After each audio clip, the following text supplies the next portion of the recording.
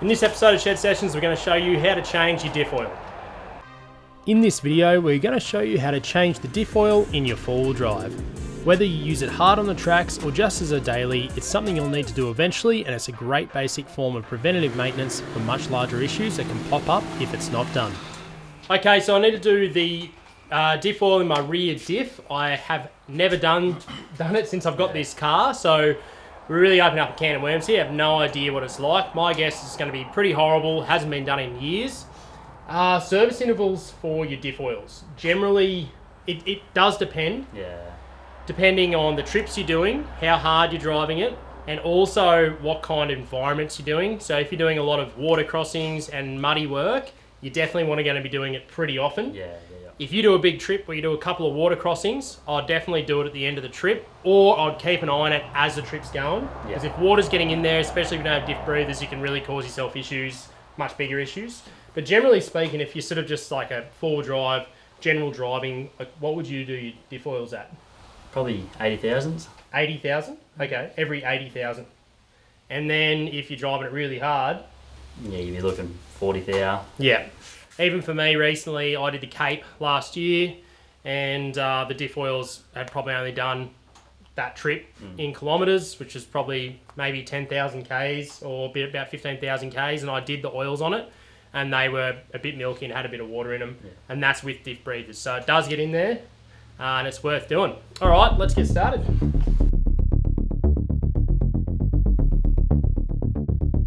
Alrighty, Hayes is just going to run us through what tools you're going to need for this. It's pretty basic. Yep.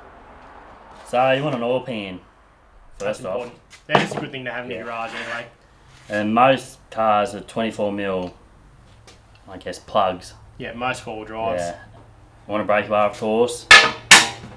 If you do a lot of four-wheel driving, you want a screwdriver to dig out around your plug. You want a couple of rags and gloves, because diff oil stinks very badly. You smelly stuff. Alrighty, so pretty simple. We'll get started. So when you're underneath there, what you want to do is crack your fuel plug first instead of cracking your drain. If you crack your drain and you can't crack your fuel, you can't fill your diff back up. Then you're in a lot of trouble.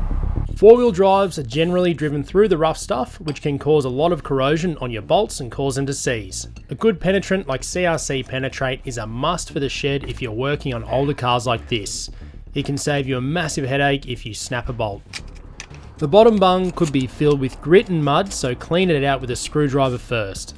These bolts were quite hard to undo, so make sure you have a good purchase between your bolt and breaker bar.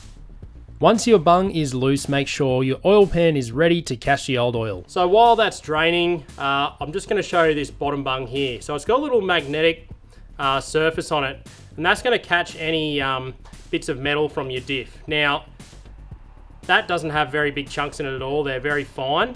But if you have some pretty sizable chunks in there, it could mean you have bigger issues going on in your diff. So just keep an eye out for that and just check for metals.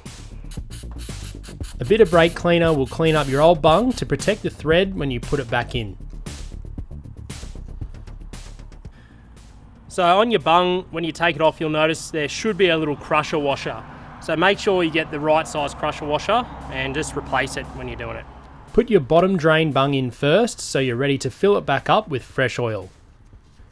When tightening it back up, you don't want to overdo it, so a firm hand tighten is enough. Okay, so just looking at this oil in this pan here, you can see it's very brown, like a thick shake. That's no good. So if it's milky like that, it has water in it. That indicates that there's water in your oil, so it definitely needed changing. Also, the overly pungent diff oils can mean that they're a bit burnt and just overworked, so that has all that kind of stuff going on. So it definitely needed a change. Okay, so now that the bung is back in at the bottom and the filler hole is still open, we can put diff oil back in. Now, it's a little bit tricky to put the diff oil in. If you work at a workshop like Hayden, they've got a big pump. That's nice and easy. This is probably something you might come across, a little bottle like this. They've got this sort of spout here, and you can put it in the filling hole and then sort of tip it up sideways, but it is a little bit hard still. I've got a big container here, big industrial sort of container. So what I've jigged up is just a funnel with a garden hose, so we'll be able to feed it in, and then it's up higher than the diff, so it will go in. It's a little bit slow, but trust me, it's way better than using the little pumps that can come with these bottles. Because I guarantee you, if you try it, you will be absolutely buggered after it. It takes way longer than you think.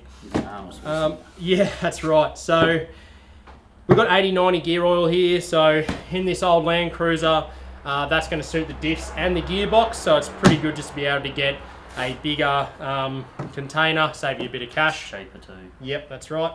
So yeah, I reckon we'll get my little home job funnel in and fill her up.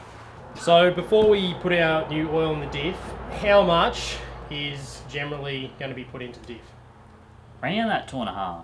Okay. 2.5 litres. So for this car in particular, 2.5 litres. Yep. You can go to Repco, you can go anywhere, and when you ask for your diff oil, they're going to tell you how much is going to be in each diff. Yep. Or you can jump on the internet and find the figures for your car.